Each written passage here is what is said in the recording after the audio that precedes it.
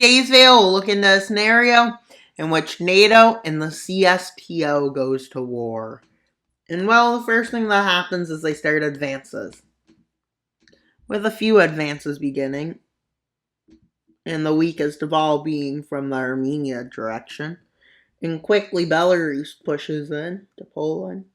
And quickly the front ends up looking like this.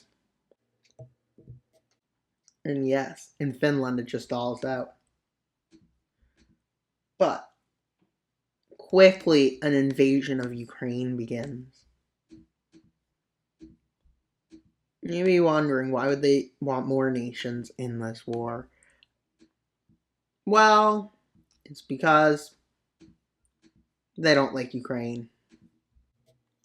And during this invasion of Ukraine, it's actually successful. Unlike our one.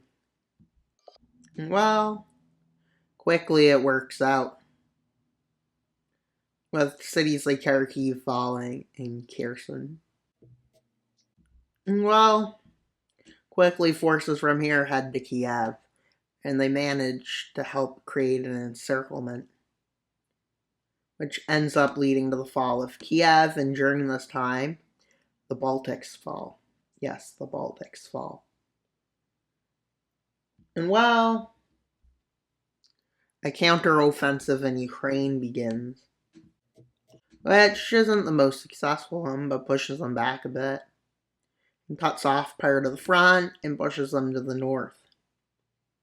And this also carries out over here. And then Armenia, the fall of Armenia will begin.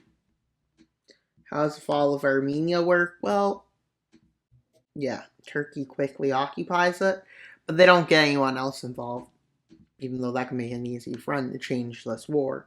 They realize it might also be a bad idea. And well, an invasion of Poland gets stronger. As this counter-offensive in Ukraine was a failure, what's left is basically not doing well. And while the invasion of Poland begins, it goes pretty slow at first. While the invasion of Ukraine is coming to an end with the capture of Odessa, and what's left is occupied by NATO. So they go after Poland, quickly capturing Warsaw, and with this, they manage to use this to push in and take over Poland.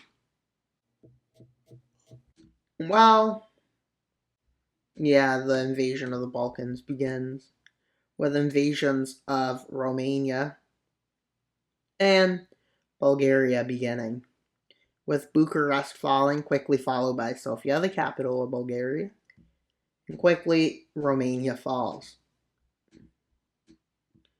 And not long after that, Bulgaria falls, with the front looking like this. And this is where, well, Serbia joins this war.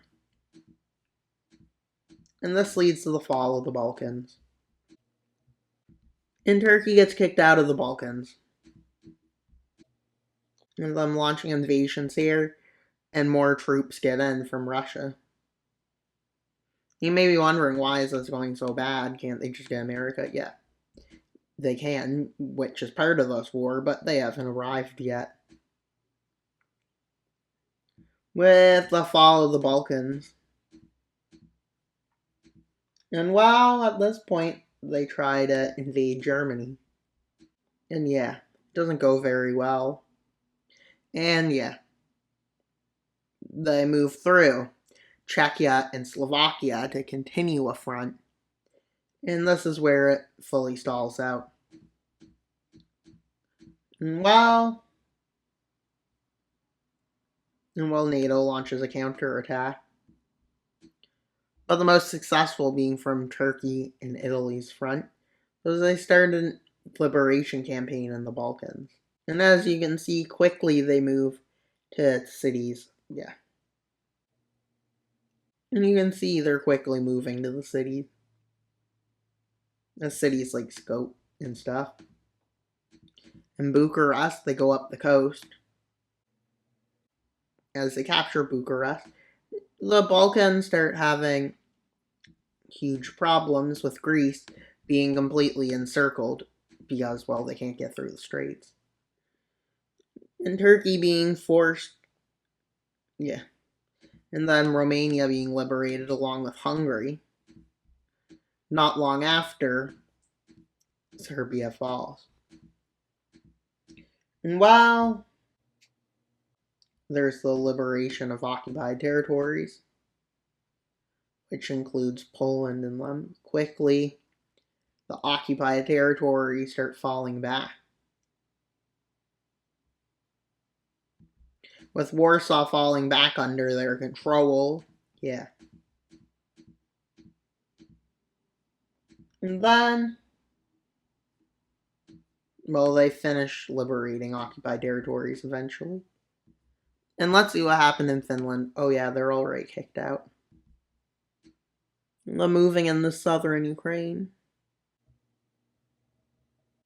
to liberate the occupied territories.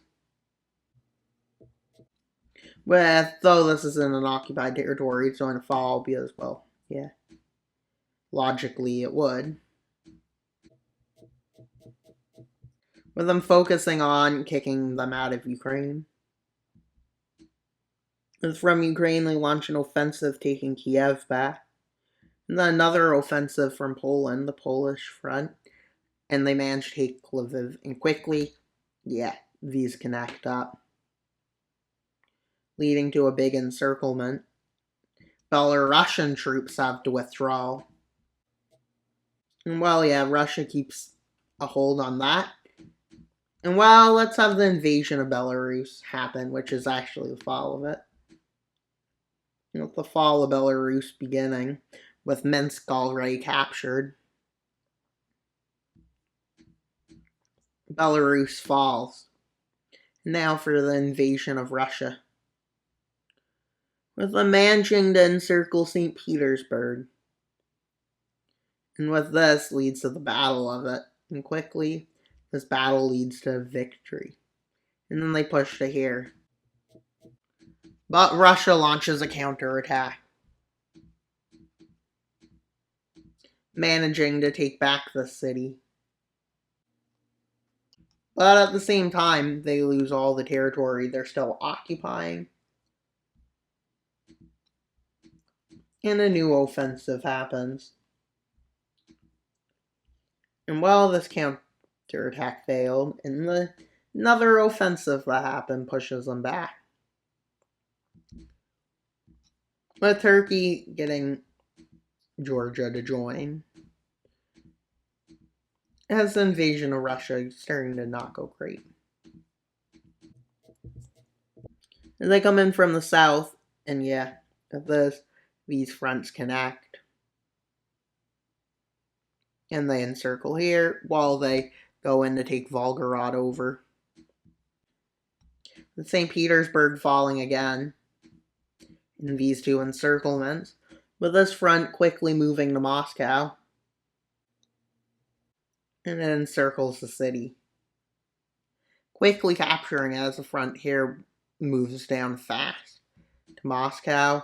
This leads to the front here falling, which leads to the Kazakhstan, Kyrgyzstan, and Tajikistan leaving the war, while Russia continues. But then they decide surrender is their best idea. So, let's see the peace treaty in and Lithuania, with Finland annexing the Kola Peninsula and Karelia, and parts near St. Petersburg. And with Estonia, Latvia, Lithuania annexing some land from Belarus and Russia. Ukraine annexes a bunch of land from Belarus and quite a bit of land from Russia. And then up to about Moscow in this area, that becomes a puppet, along with Serbia and Armenia being occupied. And well, that's all for today's video, so please like, subscribe, and comment. Wild Mapper out, and on to subscribe. Bye, guys!